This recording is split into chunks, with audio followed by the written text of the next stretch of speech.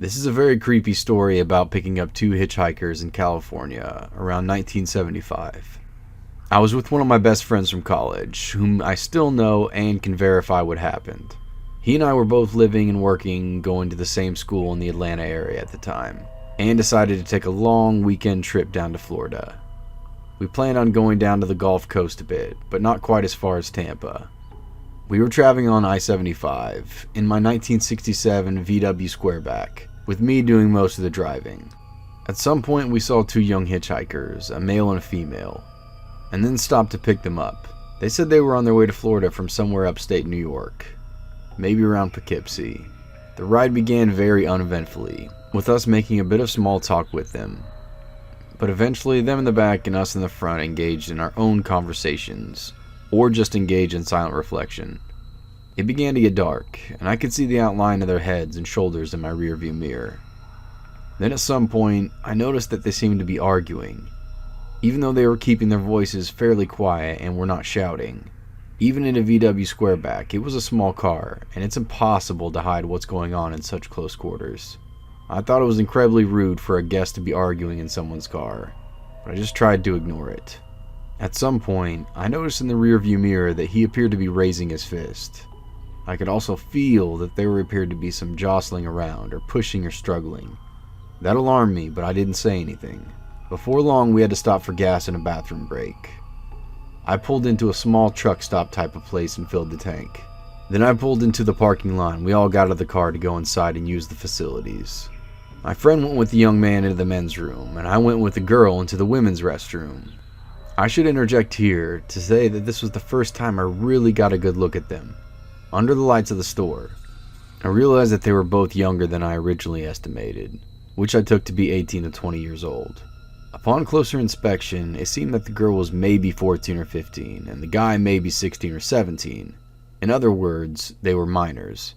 So immediately after we entered the women's room, the girls took me by the arm, and here's a Cliff Note version of how the conversation went. "You have to help me." "Sure, what's going on?" "You have to help me get away from that guy." "Okay, tell me about it." "He and I were both in a facility for teenagers. He told me his brother had a farm nearby, in upstate New York, and we could go there. So we ran away. It turns out that his brother didn't have a farm there, but he took me to some random farm and raped me in the barn.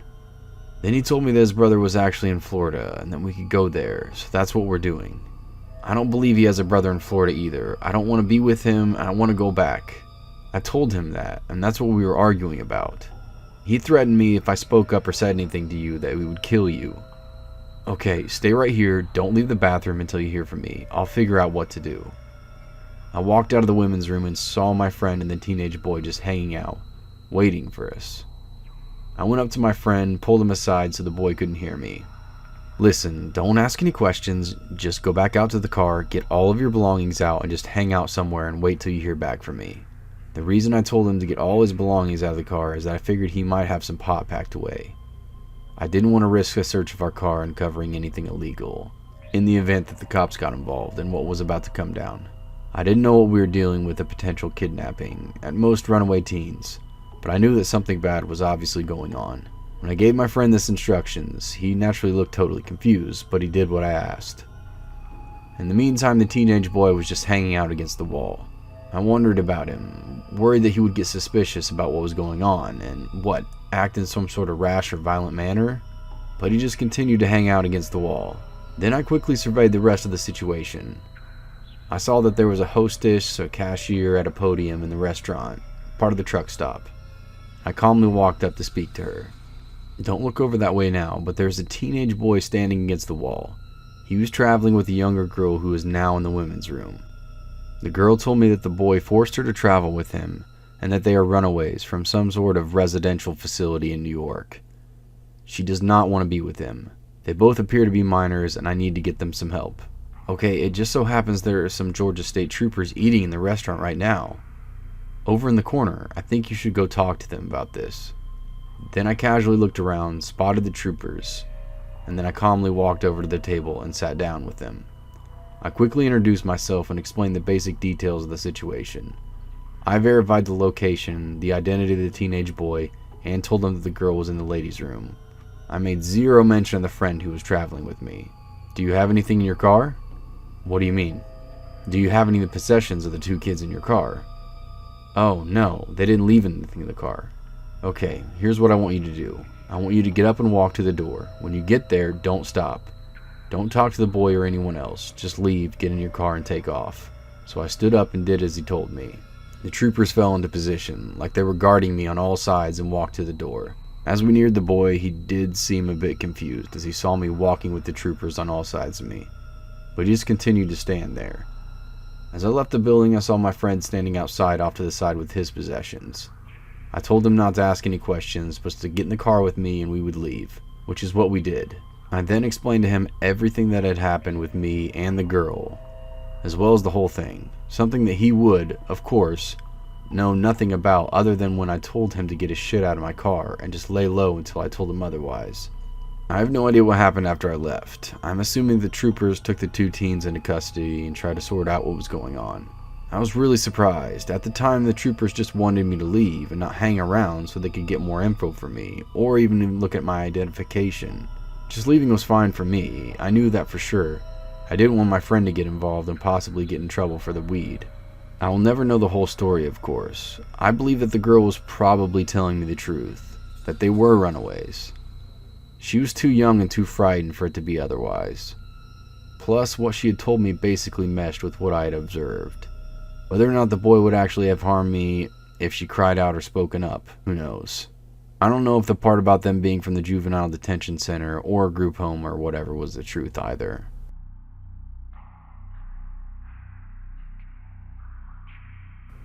This happened back when I was 21 and living downtown with my boyfriend.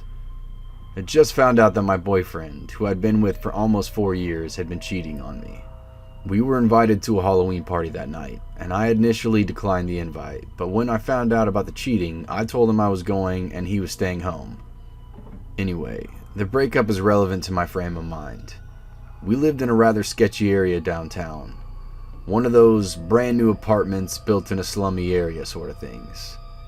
And any other night, I'm the one who keeps all the windows up as well as all the doors locked. However, my mind was understandably elsewhere, and I had both driver and passenger windows down so I could smoke a cigarette. The first red light I come to on the way to the party was still in the shady part of town. I'm the first car at the light, so I have a full view of a 20-something guy crossing the crosswalk from left to right in front of my car. Suddenly, he looks over and makes eye contact with me. I'm flicking ash from my cigarette out the window at this point. I may have done a polite head nod, I can't remember. Next thing I know, he picks up his pace and walks over to my open passenger window, leans into my car, and asks if he can have a light. When flustered, I tend to be polite, so without really thinking, I hand him my lighter. Was totally prepared to just pull away when the light turned green and let him have it. That's when, instead of reaching for the lighter, he reaches into my car and lets himself in. Just sits down like we're old friends. At this point, the light turns green. I grab my purse and wedge it between my left leg and the driver's door.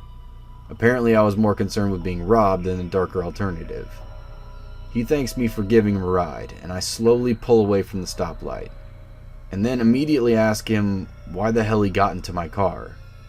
He replies that he could tell I wanted to give him a ride, and launches into an obviously fabricated story about needing a ride because his girlfriend had just broken up with him and left him stranded downtown. I tell him I'll take him to the nearest gas station, as I needed to get gas anyway.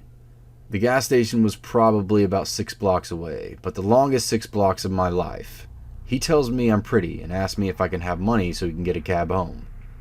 Like an idiot, I offer him the $4 in quarters I keep in my car for parking meters. At this point, I think I was ready to just make him stop talking and leave him alone. Instead, he starts throwing the quarters one by one down the cleavage of my shirt. What the fuck? I ask him to stop. He just laughs. I pull in and tell him we both need to get out so I can pump. He hesitates and then gets out. I have never locked my car door so fast in my life. I walk inside telling him I need to prepay. Instead, I find the first group of people I can and explain the situation. At this time, a guy with the group I'm talking to comes in and tells his buddy that the guy is out there telling him that I'm his girlfriend, and that I accidentally drove away with the purse on top of the car. No. The group of college kids ended up going outside, making him leave, and then sticking around until I was back in my car and on my way.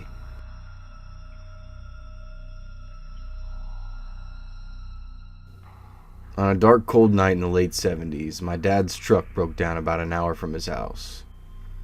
He started walking and put his thumb out, hitchhiking for a ride, and was soon picked up by a middle-aged man in a brown sedan. My dad gets in the car. "Thanks, man, I appreciate the lift." The driver doesn't respond. "I'm trying to get further north. Where are you headed?" Driver again doesn't respond and begins to drive. Without even a look, the driver locks the doors and put his hand on my dad's upper thigh, and then squeezes. At the time, my dad was 24 to 25 years old. He worked in construction, specifically drywall. He wasn't a tall man, but he was barrel-chested and stocky. My dad turns to face him. "Yeah, I'm not into that. I just need a ride." Driver doesn't move his hand. After 10 seconds of silence, "Let me out of the car." Driver doesn't respond, doesn't even look at him. My dad grabs the hand and peels it off his thigh. "Let me out of the car, motherfucker. I will kick your fucking ass. Let me out now." My dad was ready to strike. Without a word again, without even looking at him, the driver pulls over, unlocks the door, and my dad jumps out. Driver peels off. My dad eventually arrives home and tells everyone what happened. Family doesn't believe him. A few years later, he's dating my mom. They're watching the news, which is covering the arrest of a serial killer, John Wayne Gacy. My mom said my dad went pale. My dad jumps out of his chair, shaking violently, and starts screaming and pointing at the TV. "That's him! That's the guy who picked me up!" My mom said she believed him immediately. My dad wasn't much of a liar or a prankster. He was blunt. He was also rather quiet and didn't particularly crave attention. I was so intrigued by this incident that happened in the late 90s, I read a few books on Gacy, including the one written based on his interviews. Gacy picked up countless hitchhikers over a multi-year period in the 70s. Sometimes he would pick up hitchhikers and take them wherever they wanted to go, without incident. The timeline, the details, geography, MO are all consistent. My theory is that Gacy picked up my dad thinking he was younger than he actually was, and then tested out my dad's reaction. My dad was a bit older than Gacy's target, which was normally 18 to 20. When my dad fought back aggressively and immediately, Gacy figured he wasn't worth the trouble, and possibly also realized that my dad was not as young as he looked. A few years ago, my husband and I were at an event where we started chit-chatting with a couple sitting at our table. For some unremembered reason, I told this story. The female half of the couple turned white and stared at me with mouth agape. She said that her uncle has almost an identical Gacy encounter. I'm just so sad for those who were unable to escape.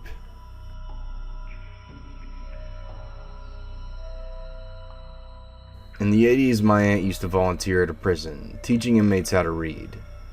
She was an elementary school teacher and cared a lot about education. She did this for a long time, until one of the prisoners became infatuated with her. It started out small, by complimenting her.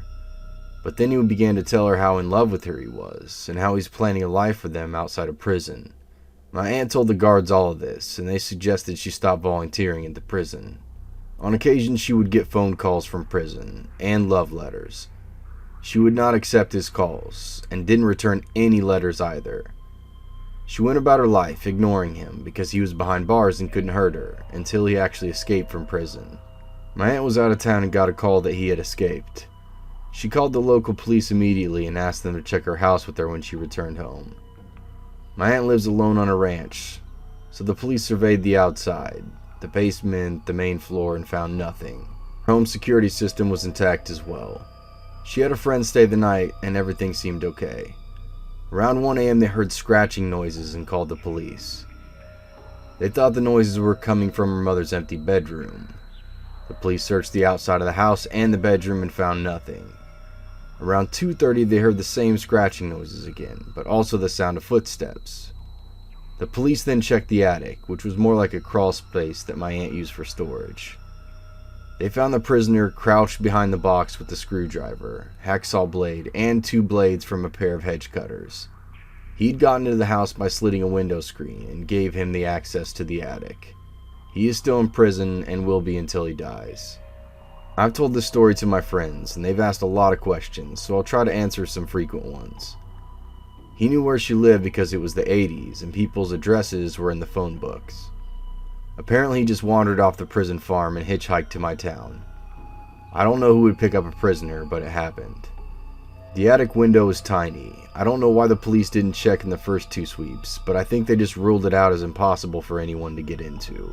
The screen didn't look slit when they did their outside scan, and their first scan was also at 11 p.m. My aunt still lives in that house. She loves her home, and she's a pretty tough woman if you haven't gathered that already. Very independent.